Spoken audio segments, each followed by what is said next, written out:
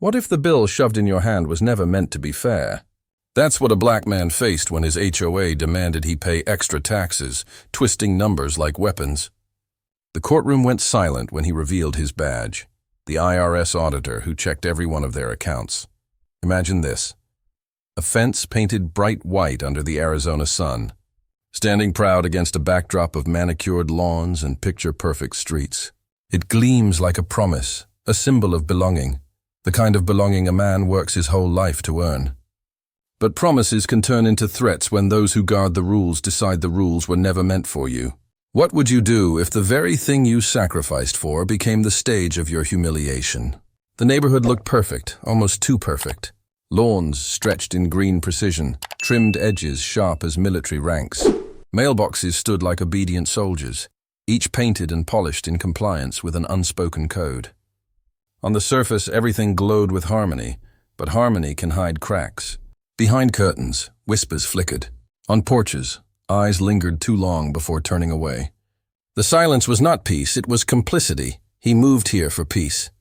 A black man who had spent decades calculating numbers and auditing the careless arrogance of corporations. He believed his final achievement was not the job, not the salary, but this, land of his own. Fenced, secure, lasting. Each stroke of paint on that fence was his father's lesson reborn. Build something that no one can take away. The fence became more than wood. It was a marker of independence, dignity, a line drawn between his struggle and his victory. But not everyone saw the same thing. To him, the fence meant arrival. To them, it was intrusion. The HOA president, Karen Cartwright, had watched him move in with a smile too thin, a tone too sharp. She liked to run the neighborhood like a private kingdom, rules written in vague language, but enforced with absolute certainty. Neighbors respected her, or perhaps they feared her. Her voice carried like a gavel. And when she spoke of order, what she really meant was control. The first sign of conflict came not in a shout, but in an envelope. Slid beneath his door, sealed in bureaucratic language, it demanded special community contributions, a softer phrase for what was, in truth, an invented tax. It spoke of upkeep, of shared burdens, but the numbers didn't add up. He read it twice, then a third time, each word heavier than the last. The fence he had built with his own hands was suddenly listed as non-compliant, his home described as a disruption of aesthetic unity. It was not just about money. It was about pushing him back, making him small, reminding him who they believed truly belonged. He stood by the fence that evening, letters in his hand, the setting sun bleeding orange across the wood. Children played on the sidewalks, laughter cutting the air, but the parents' eyes darted quickly away from him. No one waved. No one asked. Silence stretched longer than the shadows. The injustice was still invisible, but its weight pressed already against his chest. Karen's voice echoed later at a board meeting, words dripping with politeness, sharpened with intent. "We all must contribute to the harmony of our community," she said, her gaze lingering on him like a blade. "Fairness requires sacrifice." And then the silence, neighbors shifting in their seats, eyes lowering, lips pressed shut. Fairness sounded noble, but her tone told another story. Fairness meant obedience, and obedience meant submission. He raised his hand. Calm, measured, precise. "Can you show me where in the bylaws this special contribution exists?" His voice carried across the room, steady as stone. For a moment, there was only the hum of fluorescent lights above. Karen's lips tightened. Someone coughed. A chair creaked, and still no answer came. Only silence, thicker now, complicit, suffocating. Walking home that night, he thought of his father again. A man who worked double shifts to keep food on the table, who taught him that silence was the language of power. "People won't always raise their voices against you, son," his father had once said. "Sometimes they'll just look away, and that's how they'll help your enemy." The fence came into view under the moonlight, and for the first time, it didn't look like a shield. It looked like a target weeks past. More letters came, each one colder, more insistent. Final notice. Potential lien. Words written in ink, but felt in chains. He kept every envelope, stacked neatly on his kitchen counter, a growing monument of intimidation. He said little, But he noticed everything. The way Karen's smile tightened when she passed him. The way neighbors spoke softer when he approached. The way silence seemed to grow louder than any accusation. He did not break. Not yet. But in quiet moments, staring at those letters, he understood what was at stake was not just money. It was dignity. It was belonging. It was whether silence could drown a man's truth. And looming beyond all of it, like a shadow waiting to swallow him whole, were the courtroom doors. Heavy, unmoving, waiting.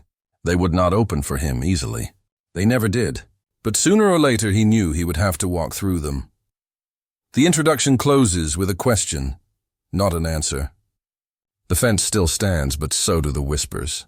The letters sit on his table, but so does his resolve. Justice waits at the edge of the horizon, behind those courtroom doors. And so the question reaches out from his story to yours. What would you do if the rules bent not to protect you, but to bury you? The second envelope came on a Tuesday morning. The sound was almost too quiet to notice, a faint scrape against the floor as it slid under the door. But silence makes small sounds louder. He picked it up, already knowing what it would say before he tore the seal. The words were neat, printed, official-looking, designed to intimidate. Another special assessment, another threat, another warning that the HOA had the power to make his home theirs, unless he paid. He set it on the counter beside the others. The pile had grown, thin sheets of paper, but each one heavy with the weight of lies. To him they were not letters. They were weapons. Weapons folded neatly, delivered politely, designed to look like order, but carrying the sting of exclusion. Karen's tone bled from the page even when she wasn't in the room. Polite phrases twisted into veiled threats. Failure to comply will result in further action. Non-payment may lead to property encumbrance. Words that turned his achievement into a liability. That evening, he found Karen waiting near the mailbox. Her smile was thin as a thread. Karen says, "We all pay our share." "That's how we keep things fair," he replied, steady but sharp. Homeowner says, "Then fairness should have rules." "Show me where this share exists." She didn't answer, just held her gaze a little too long before turning away, her heels clicking like punctuation on the pavement. Silence filled the gap, heavier than any reply. He carried the letters inside, laid them flat on the table. His hands moved with precision, stacking them in order, dates aligned. He was not afraid of paper. He was an auditor, a man who had spent years dissecting lies hidden in ledgers, exposing fraud cloaked in numbers. He knew that truth was always there, waiting to be found. But here, truth wasn't being hidden. It was being ignored. That was worse. At night, the letters felt louder. He would sit by the window, watching the quiet street, the fence standing tall in the moonlight. Neighbors walked dogs, carried groceries, nodded politely, but no one asked. No one stopped. Their silence said everything. They had chosen a side, and it wasn't his. By the third notice, the tone shifted. No longer disguised as contribution, it was called what it was: delinquency. Karen had written in bold, underlined ink, that failure to pay would be treated as refusal to uphold community order. His fence, listed again as non-compliant, was labeled a disturbance to uniformity. He read those words slowly, over and over, the absurdity almost laughable. A fence, too proud, too solid, too much of a reminder that he was here to stay. The next HOA meeting sharpened the tension. Karen stood at the front with the papers in hand, speaking as though the outcome was already decided. Karen says, "Some residents believe they're above our rules." "That cannot stand." He raised his hand, calm and firm. Homeowner says, "Your rules don't include invented taxes." Karen shot back with a smile. Karen says, "Maybe you're not familiar with how communities work." A ripple of chuckles from the board followed. The sound was small, but it cut deeper than any shout. He looked around the room. Neighbors avoided his eyes, some shifting uncomfortably, some smirking.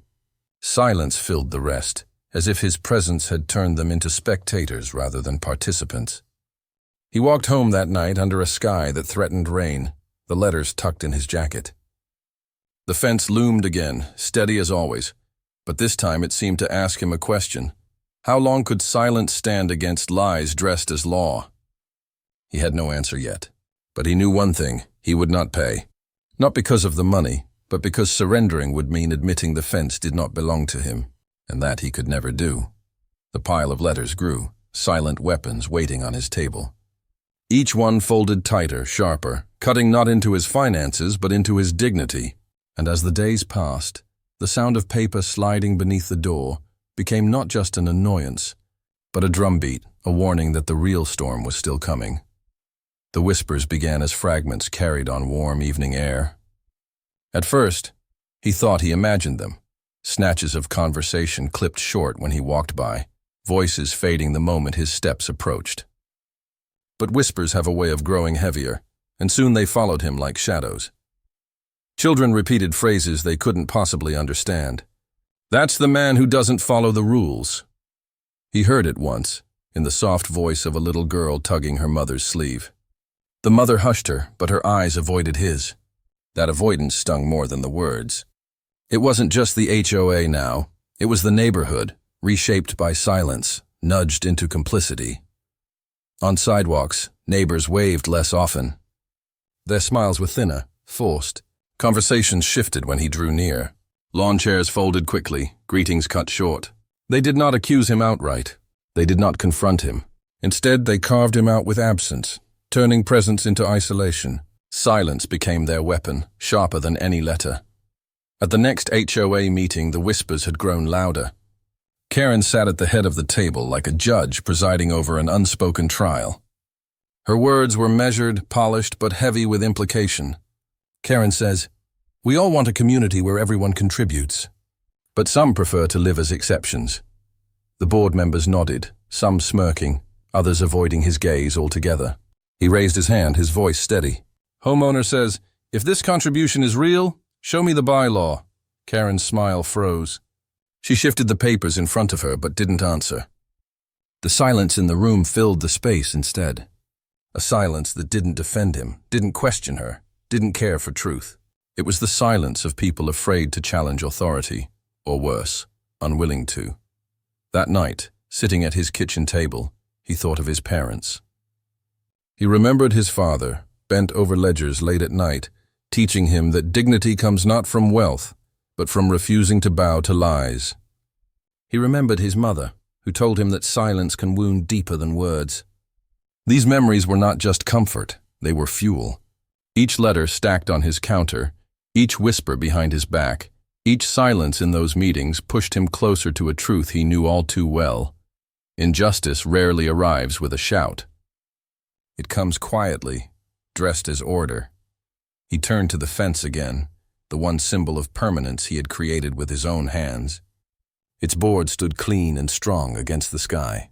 But even the fence was becoming part of the story. Karen had called it non-compliant. The neighbors whispered about it as though it offended them. What they really meant was that it offended the idea of their control.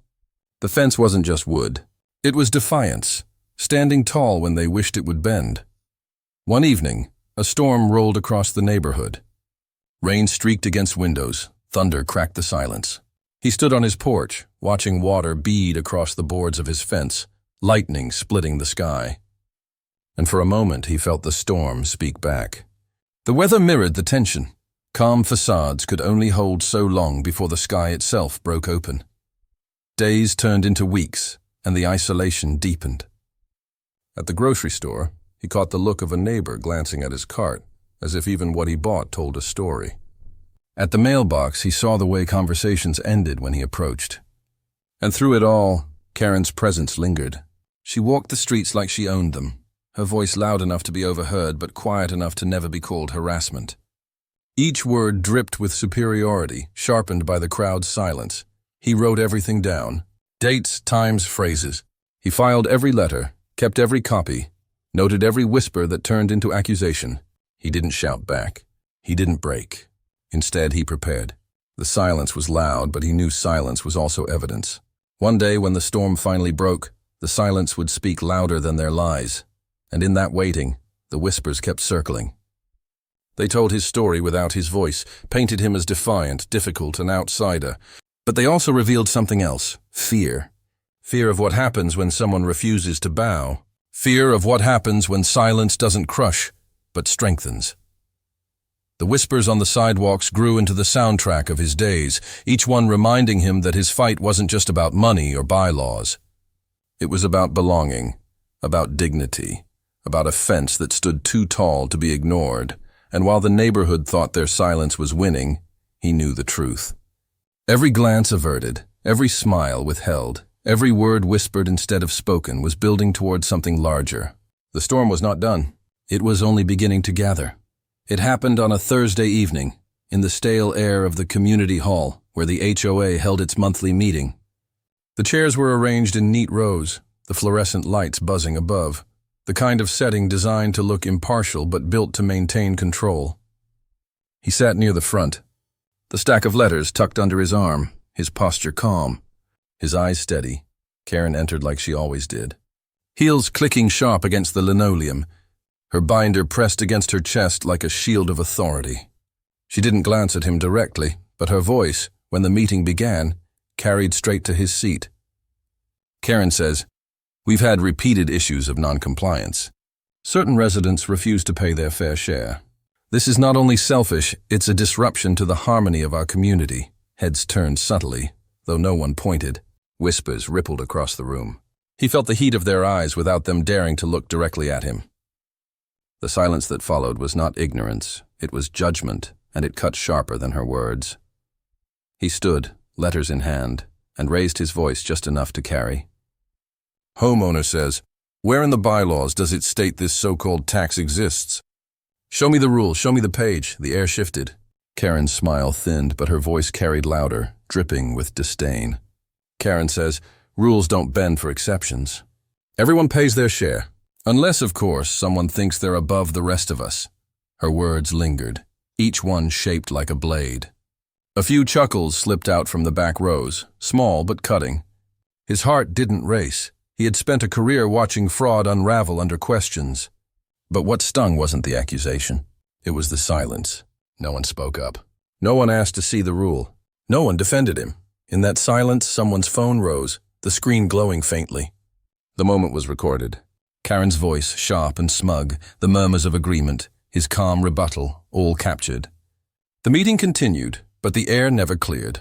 That night, the clip surfaced online. At first, it was local, neighbors sharing, a few strangers commenting. But then it spread. His question, her dismissal, her tone heavy with entitlement, it resonated. Strangers who didn't know him called out what they saw clearly: racism hidden beneath order, prejudice disguised as rules. Online, people defended him. Online, voices rose where his neighbors had been silent. But in his neighborhood, nothing changed. The next morning, he walked past the same lawns, the same fences, the same stairs. Neighbors glanced, then quickly looked away. No one mentioned the video. No one spoke. Silence had won again, at least on his street. He sat at his kitchen table that evening, scrolling through comments. People hundreds of miles away offered support. Strangers told him to fight. Others called out Karen's cruelty.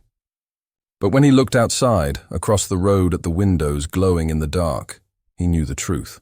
His fight was not online. His fight was here, in the silence that surrounded his fence. The video played in his mind again. Karen's voice cutting, his question steady. He didn't regret standing up. He didn't regret asking for truth. But he couldn't shake the image of neighbors sitting stone-faced, refusing to move. As though justice was a spectacle they were too comfortable to interrupt. Later that week, he overheard two men talking near the corner store. Their voices dropped when they saw him, but not before he caught a fragment. Man whispers, "He's just making it harder for himself." The other replied, shaking his head. Man whispers, "Doesn't matter. He won't last against her." He said nothing, but he carried those words like another letter folded and slipped beneath his door. At the next meeting, the air was even heavier. Karen used the video as ammunition, not shame. She leaned into her performance, turning her dismissal into pride. Karen says, "Let the internet say what it wants. Here in this community we follow order, and order doesn't bow to outsiders." The room didn't applaud, but neither did they protest. The silence was worse than applause. It was agreement dressed in fear. He walked home under the weight of that silence, each step echoing like a gavel. The viral video had given him a voice, but it had also exposed him. Now every eye that lingered on him carried both curiosity and judgment. The whispers grew sharper, the silence grew thicker. That night, rain tapped against his window as he stacked the letters higher, every envelope now joined by a digital echo of humiliation. He thought again of his career, the countless nights spent poring over accounts, finding the truth in silence. Truth never shouted. It sat, patient, waiting for the right moment to rise. The viral clip was a warning, a reminder that his battle was no longer hidden. It was public now, even if his neighbors pretended otherwise. And while the internet roared in his defense, his street stayed quiet. The contrast cut deep. Strangers spoke, while those closest chose to remain complicit. He stood by his fence once more, rain dripping off the boards, the glow of the video still fresh in his mind. Silence wrapped the street, broken only by water sliding down gutters. And as he stared into the darkness, one question pressed harder than ever. When silence is louder than injustice, how do you make the truth heard? The envelope was thicker this time. It did not slide easily beneath the door. It landed with a dull thud, the kind of sound that changes the air in a room. He picked it up, knowing before he opened it that this one would be different. The seal bore the mark of the court. The language inside was no longer Karen's sharpened politeness, but the cold, heavy voice of the legal system. It summoned him to appear, accusing him of delinquency, of refusing to pay his share. He sat at his kitchen table, the rain outside streaking across the window, the envelope heavy in his hands. The pile of HOA letters beside him looked small in comparison now, mere threats compared to this. But as he read the pages line by line, his hands didn't shake. He had spent a career dissecting language like this. He knew the difference between law and invention, between authority and abuse, and these pages, though stamped with weight, were built on lies. Still, the summons was not just paper. It was a storm breaking open. It meant confrontation could no longer be delayed. The silence of his neighbors, the whispers, the viral clip, all of it had led here, to a courtroom where silence might either shatter or tighten its grip. That night, the storm outside grew violent. Thunder rolled across the sky, lightning split the clouds. He stood by the window, staring at his fence through the downpour. Water ran down the boards like tears, but the fence stood strong, refusing to bow.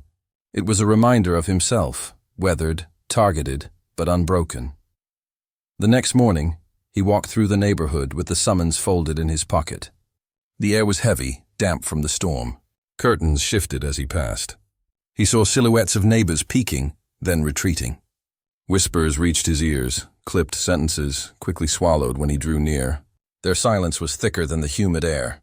At the mailbox, Karen stood waiting. Her posture was perfect, her smile sharp. She didn't need to hold up the summons. She knew he had received it. Karen says, "Looks like the law agrees with us." He met her gaze, unflinching. "Homeowner says, no, the law hasn't spoken yet. And when it does, it won't be on your side." Her smile faltered just enough for him to notice before she turned, heels striking the pavement like a drumbeat of control. The silence of the street swallowed the moment, neighbors watching from behind blinds, unwilling to reveal themselves. Inside, he prepared. Every letter, every notice, every word she had spoken was filed, copied, documented. Years as an auditor had trained him for this, not the emotion, not the humiliation, but the precision. Numbers, rules, evidence, these were his tools. He knew that paper could be twisted into weapons, but it could also be forged into shields. Still, preparation could not silence the weight of what was coming. He lay awake at night, the echoes of Karen's voice blending with the rustle of whispered judgment. He thought of his father again, of the lessons drilled into him. Never fight with anger, fight with truth. But truth is often a slow weapon, and lies strike fast.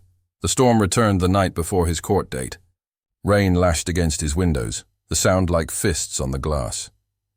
He stood outside on his porch, soaked, watching the fence hold against the downpour. The boards did not bend, did not break, and in that moment he understood. The fence was no longer just a symbol of his belonging. It was a symbol of the fight itself. He had built it with his own hands, and no amount of silence, no amount of lies, no amount of invented rules could take that from him. The morning of the hearing arrived gray and heavy. The sky seemed unwilling to clear, as though the storm had moved inside with him.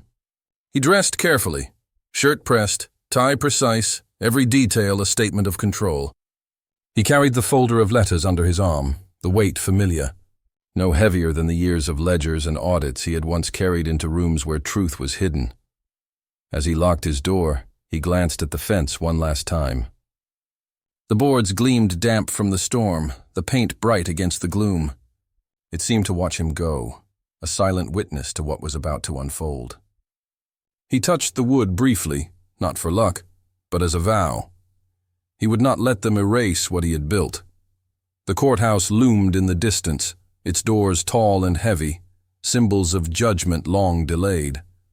He imagined them as he walked, each step echoing with the whispers of his neighbors, the chuckles in those meetings, the silence that had strangled him. But he also imagined the silence breaking, the pen snapping, the crowd gasping, the truth finally speaking louder than lies. He entered the courthouse, the air colder than the storm outside. The doors shut behind him with a weight that seemed final, like the closing of one chapter and the opening of another. He sat alone on the bench, his folder beside him, his hands folded, his eyes steady. Karen arrived minutes later, her heels striking against the marble floor. She carried her binder, her smile as sharp as ever. Behind her came other board members, their eyes avoiding his, their silence thick as always.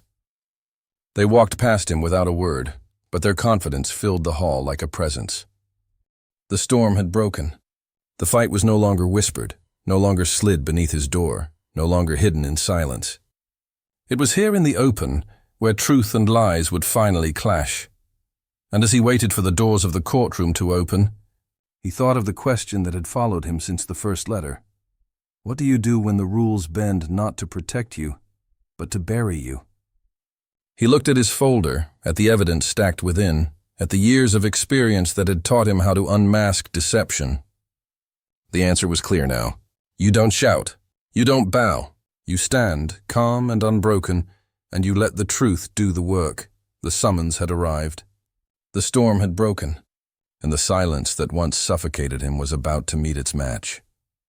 The doors opened with a slow, deliberate groan, their weight echoing through the marble hall. They did not just swing wide, they announced themselves, as if to remind everyone who entered that judgment would not be swift nor merciful. He stepped inside, the cold air wrapping around him like a shroud. The floor gleamed under the fluorescent lights, polished to the point where it reflected every hesitant footstep, every nervous shift of weight. He walked to his place with steady resolve, his folder clutched under his arm. The bench creaked as he sat, the sound swallowed by the hum of whispers behind him. Rows of spectators filled the pews, neighbors, board members, curious onlookers. Some leaned forward, hungry for spectacle. Others avoided his eyes, as if pretending he wasn't there might absolve them of the silence they had carried for months. Karen entered moments later, her heels clicking against the floor like punctuation. She wore authority like armor, her binder hugged tightly to her chest. She didn't look at him directly, but her chin lifted, her lips curled faintly, and the message was clear.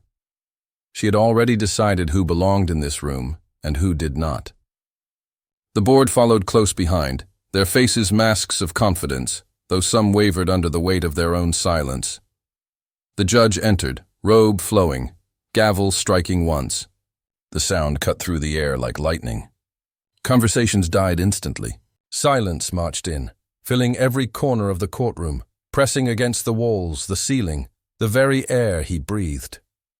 It was the same silence that had followed him down sidewalks, that had swallowed his questions at meetings, that had shielded Karen's lies. Only now it was heavier. Here, silence felt like judgment before a word was spoken. Karen rose first, binder opening with the crisp sound of authority. Karen says, "Your Honor, we are here because one resident refuses to pay what every member of our community pays.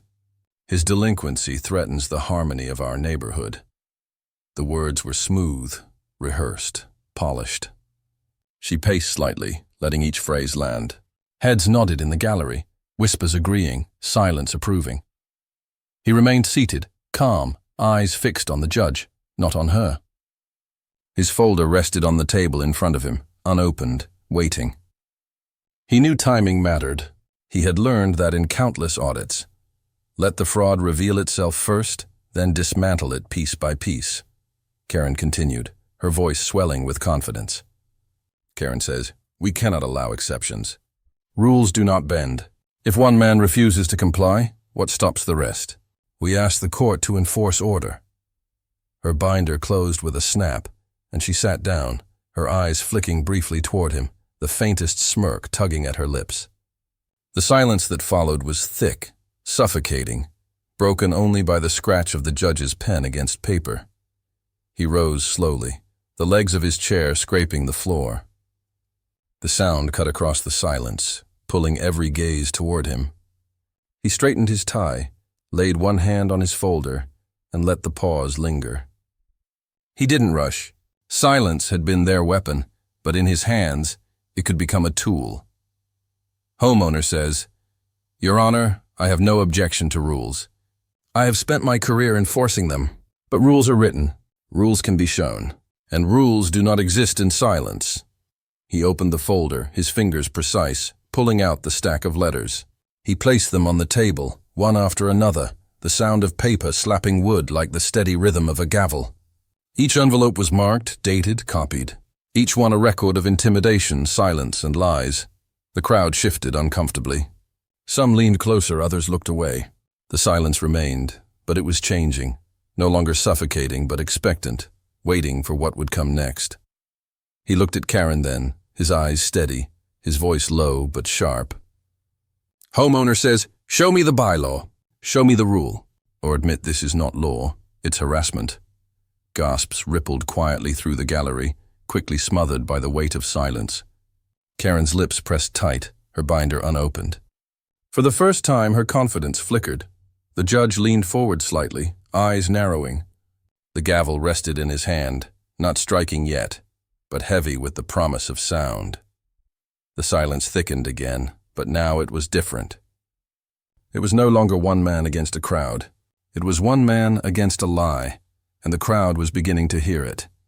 He sat down slowly, his folder still open, the letters stacked like a fortress. The silence lingered, stretching long enough to feel like the whole room was holding its breath. And as the first phase of arguments closed, one truth became clear. The courtroom doors had swung open, but it was silence that had walked in. The question now was whether silence would leave the same way it entered, or whether, at last, it would be forced to break. Karen rose again, the binder snapping open in her hands. The sound was sharp, deliberate, a performance in itself. She strutted toward the bench, heels striking with the rhythm of control.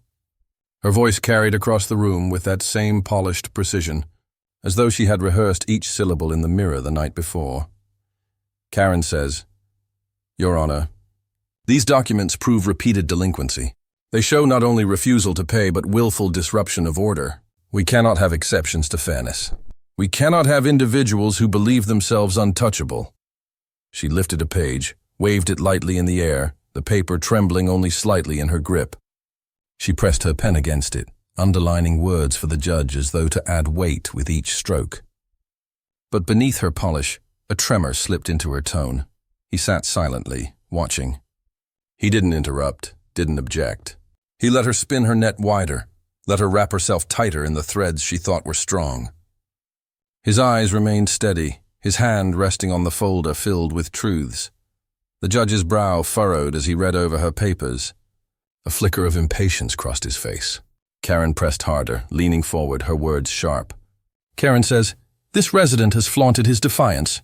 He ignores the rules we all respect. Her pen snapped. It was small, a simple plastic barrel breaking under the pressure of her grip, but the sound cracked through the courtroom like thunder. The ink bled across her hand, smearing the page she had been underlining. Her voice faltered. For the first time, her performance fractured. A gasp rippled through the gallery. Neighbors leaned forward, eyes widening. Silence followed, but it wasn't the silence of complicity anymore. It was the silence of recognition, of witnesses watching a mask slip. She tried to recover, dabbing at the ink, forcing her smile back into place. Karen says, "As I was saying, order must be upheld." But her voice caught. The paper stained, the pen broken, her hand trembling slightly. Each detail became a symbol of collapse. Authority, once sharp and polished, now looked fragile, desperate. He rose slowly, deliberately, letting the silence work for him. His voice was calm, steady, unshaken. "Homeowner says, if fairness is what you defend, then show us fairness. Show us the bylaw. Show us the rule. Or admit that all you have is ink on your hands." The words landed heavy. Some in the gallery stifled chuckles. Others glanced at one another, shifting uncomfortably. The silence thickened, but now it pressed on her, not him. Karen shuffled her papers, trying to regain footing. But the judge's eyes were sharp now, no longer neutral. He tapped his gavel lightly against the bench, not to silence him, but to steady the room. Judge says, "Mrs. Cartwright, please direct us to the bylaw." Her throat tightened. She flipped through the binder quickly, the sound frantic against the polished air. Pages rustled, fingers smudged with ink. No bylaw appeared. The longer she searched, the louder the silence grew. He stood motionless, watching. He didn't need to speak. The silence, the broken pen, the smudged ink, all of it spoke for him. Finally, she stammered, her voice cracking. Karen says, "It's implied. It's understood by all residents. It's what keeps harmony." The judge's gaze hardened. His gavel struck once, sharp and final. The echo silenced even the whispers in the back row. He leaned forward, voice low but commanding. Judge says, "The law is not implied, Mrs. Cartwright. It is written." "And so far I see nothing written here." Karen's face flushed, her mask crumbling. Her binder sagged in her hands, the pages looking thinner now, weaker. The smirk that had once carried her vanished, leaving only the ink-stained trembling of someone exposed. The gallery shifted, neighbors leaning closer, whispers carrying new tones. No longer whispers of judgment, but of doubt. The silence was still present, but its allegiance was shifting. He sat again, calm, steady, letting the moment breathe. He didn't need to smile. He didn't need to gloat. The truth had already cracked her facade. The pen had snapped. The silence had shifted, and though the fight wasn't finished, one truth was now undeniable. Authority built on lies cannot survive when pressed by truth. It breaks, it stains, it falters, just like ink across a trembling hand. The silence after the judge's words lingered, thick and heavy. Karen sat with her broken pen, ink still smudged on her fingers, binder half open like a shield cracked in battle. The gallery shifted restlessly, neighbors whispering in tones too low to catch. Some leaned forward with curiosity. Others sat rigid, unwilling to acknowledge what they were witnessing. He rose slowly, his folder in hand. The letters he had collected over months, each one a weapon disguised as paper, rested within. He walked toward the bench with measured steps, placing the folder down gently, as though laying evidence at an altar. He did not raise his voice. He didn't need to. Homeowner says, "Your Honor, I have listened patiently to accusations. I have been called delinquent, disruptive, even defiant. But if we are to speak of fairness, then let us begin with truth." The judge nodded slightly, signaling for him to continue. The gallery leaned in, the silence turning into a taut wire stretched across the room. He opened the folder, pulling out the letters one by one. He held them up, his hand steady. Homeowner says, "Each of these notices is dated, signed, but nowhere do they cite a bylaw. Not one rule, not one written authority. These are not laws. They are threats." He placed them down on the table, the sound of paper stacking echoing louder than any gavel. The gallery stirred, whispers buzzing like flies. He let the silence stretch, then spoke again. Homeowner says, "And if we want to talk about taxes, about payments, about rules written in law, then allow me to introduce myself properly." He paused, his eyes scanning the room, letting each neighbor, each board member, each whisperer feel the weight of anticipation. Homeowner says, I am a senior auditor with the Internal Revenue Service. For 20 years, I have investigated fraud, uncovered deception, and held corporations accountable to the law. And now I stand here accused of ignoring taxes by a homeowners association that cannot produce a single bylaw. The courtroom froze. It was not a metaphor. It was real. Movement stopped. Pens hung above paper. The stenographer's fingers paused on her keys. Even the judge leaned back slightly, his expression shifting from neutrality to surprise.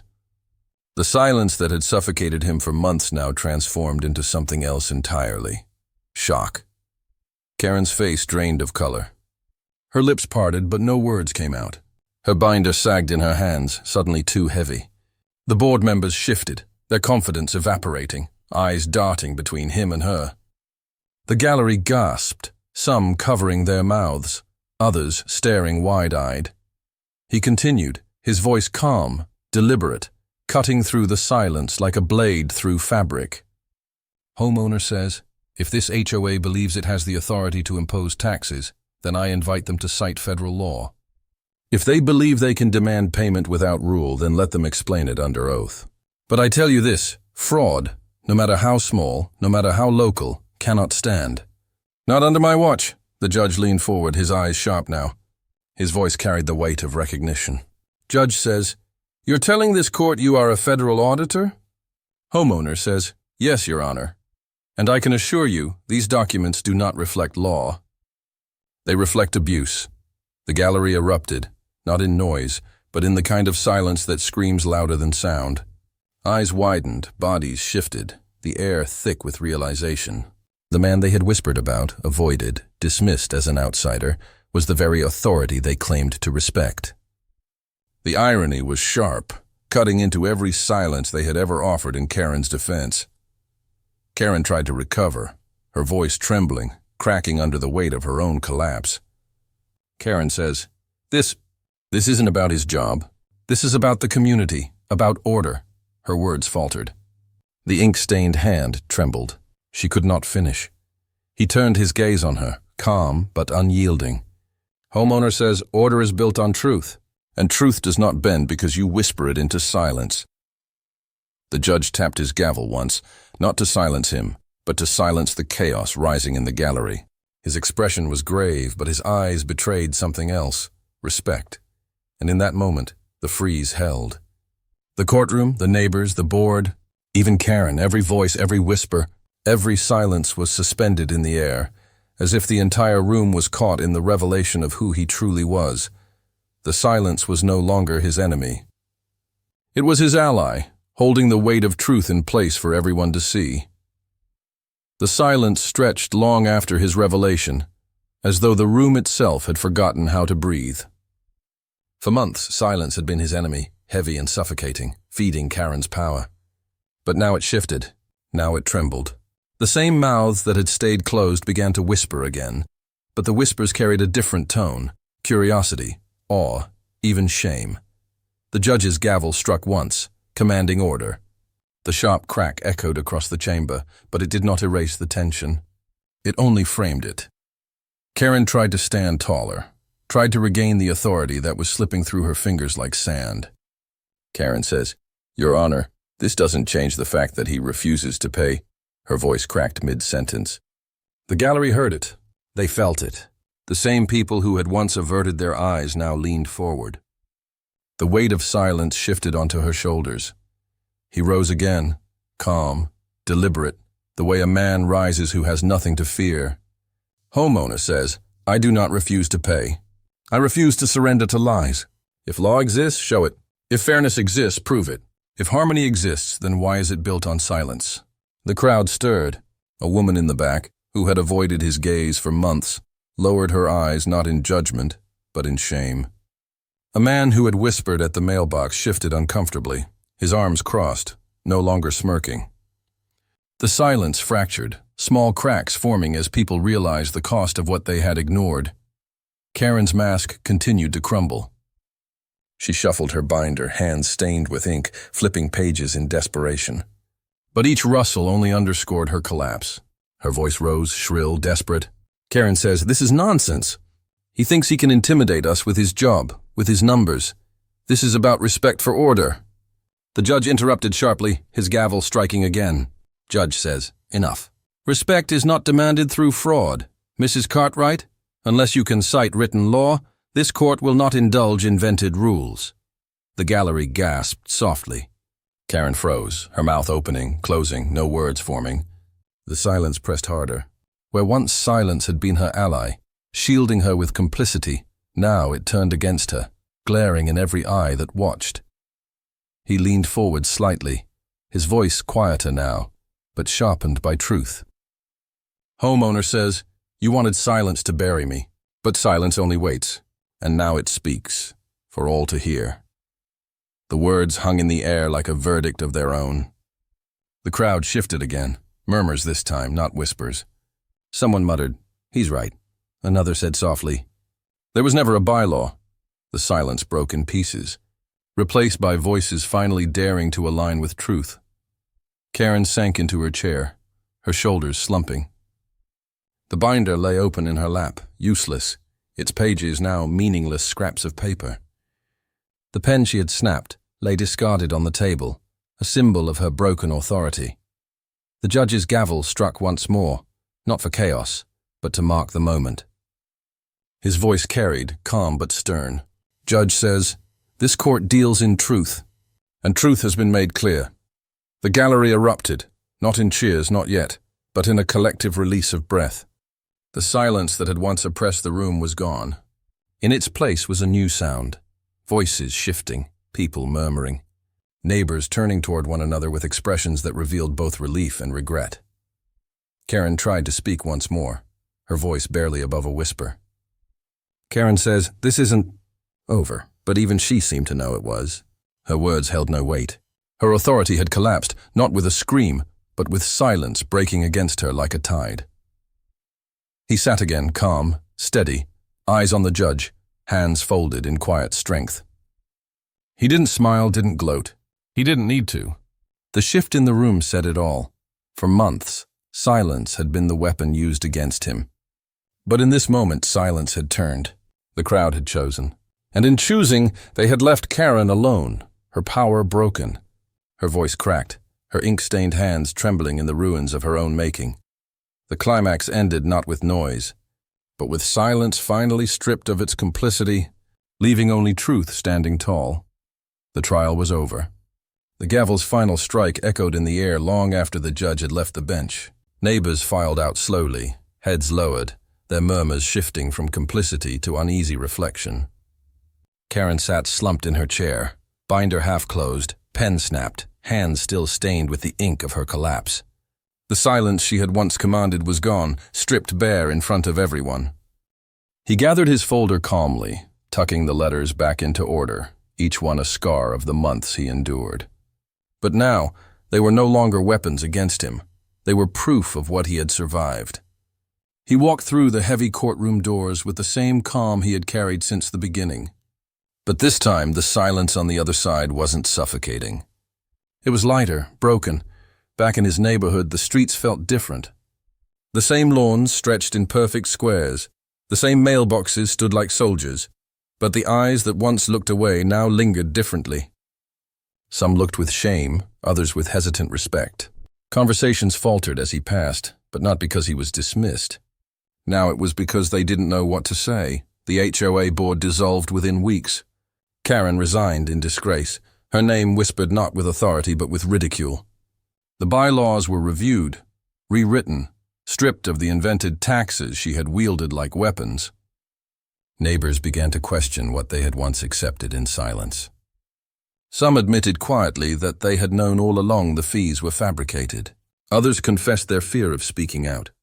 Silence had been easier, but silence had cost them their dignity. Through it all, the fence remained. The same boards he had painted with his own hands, the same boundary they had called non-compliant.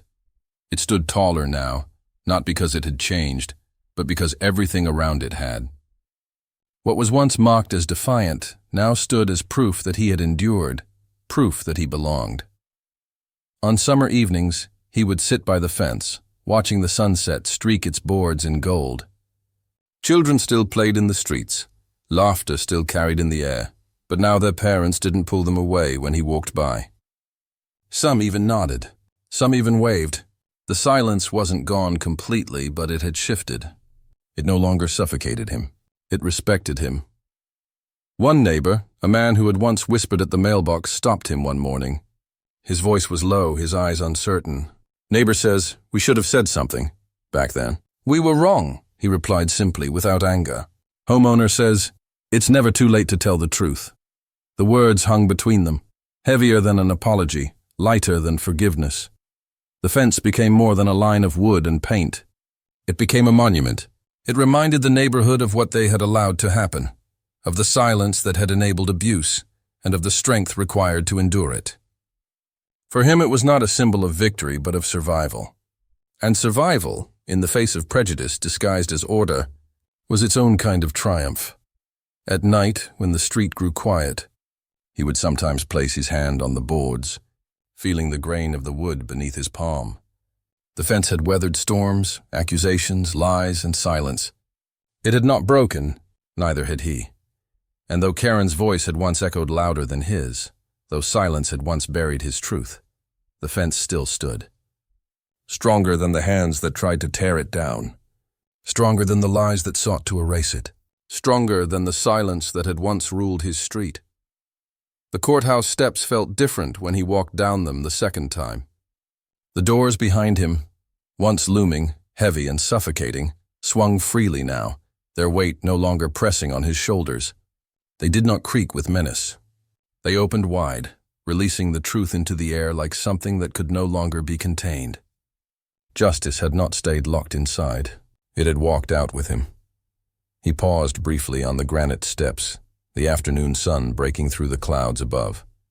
For months he had imagined these doors as barriers, gatekeepers to justice that might never come. But now they were open, swinging easily, as if they had always been waiting for this moment. Neighbors who had sat in the gallery trailed behind him, their voices subdued, their silence replaced with murmurs. They didn't look away this time. Some nodded awkwardly, others said nothing, their shame loud enough without words. His family met him at the bottom of the steps, their faces filled with quiet pride. His son grasped his hand, his daughter leaned into his side, his wife's smile small but steady. They had watched him endure the whispers, the letters, the silence. Now they watched him walk free of it, dignity intact, truth victorious. He didn't gloat. He didn't raise his voice. He didn't need to.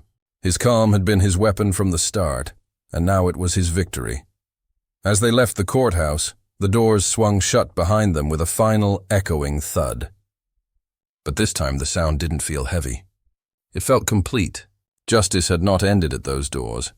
It had walked through them, out into the light, out into the community that had once turned its face away. Back home, he stood by the fence once more. The boards glowed in the fading light, painted not just with white but with the memory of every storm they had endured. The fence had stood, and so had he. And now, with the doors of judgment behind him, it seemed to stand taller still. Neighbors began to change in small ways. A man who once smirked at meetings now paused to nod as he passed. A woman who had kept her curtains drawn now smiled faintly from her porch. Their silence hadn't vanished overnight, but it no longer felt suffocating. It was breaking, splintering, replaced by hesitant voices learning to speak again. One evening, as he walked down the street, a boy on a bicycle slowed to a stop in front of his fence. Boy says, "My dad says you beat the HOA." He smiled gently, shaking his head. Homeowner says, "No, I didn't beat them." The truth did.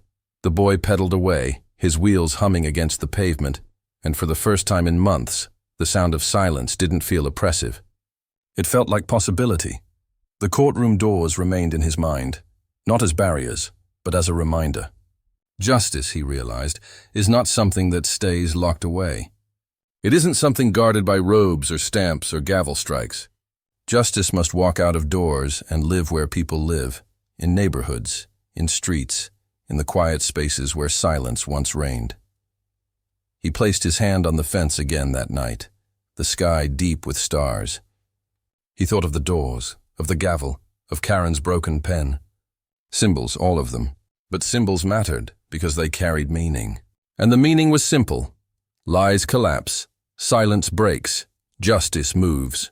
The doors had swung wide, and when they did, justice didn't stay behind.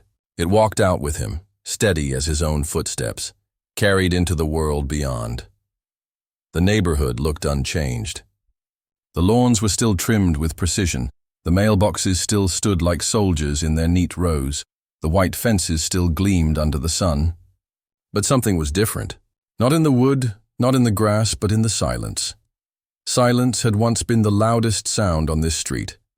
It had followed him to the mailbox, to the sidewalk, to the HOA meetings where eyes dropped and mouths closed.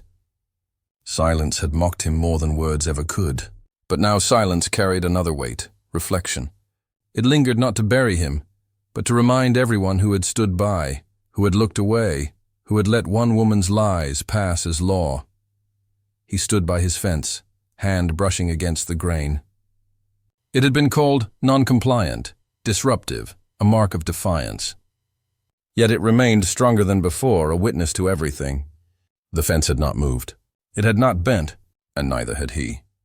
Justice had been delivered in the courtroom, but justice does not end in court. It lives in what people choose afterward, in whether silence returns or whether voices finally rise. He thought of Karen's broken pen, snapped under the pressure of her own lies. He thought of the courtroom doors, heavy and menacing, swinging open to let truth breathe. He thought of the neighbors who once whispered and turned away, now walking past with their heads lowered, their silence no longer complicit, but chastened. Symbols, all of them. But symbols matter because they carry meaning forward. As the sun dipped low, the fence glowed gold in the fading light. He breathed deeply, not in triumph, but in reflection. His victory was not in humiliating her, not in silencing those who had mocked him, but in proving that silence does not have the final word when truth is spoken with patience and precision. And so the question remains, not for him, but for everyone watching, everyone listening, everyone who has ever felt the weight of silence press against their chest. What would you do when silence becomes the loudest sound? Would you look away, let lies slip by because it is easier? Or would you stand calm and steady and demand the truth be shown? The story ends not with him, but with us. Because silence lives everywhere, in neighborhoods, in schools, in offices, in courts. And silence is always a choice. The fence remains. The doors remain. The silence remains. And now the choice is yours. Share your voice below. What would you do? Comment your answer. Drop your thoughts and let silence never be the last word.